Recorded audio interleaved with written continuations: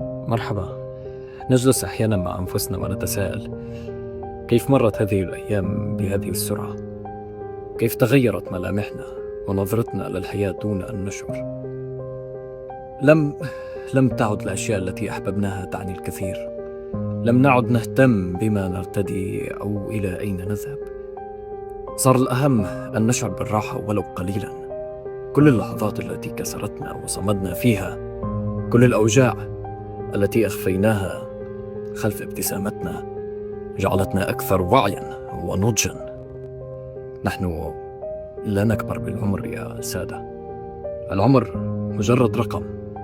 نحن نكبر بما نخسره في دواخلنا من تضحيات، ومن تحطيم أحلام، ومن تحطيم أمنيات، ومن محاولات متكررة بأن لا تحاول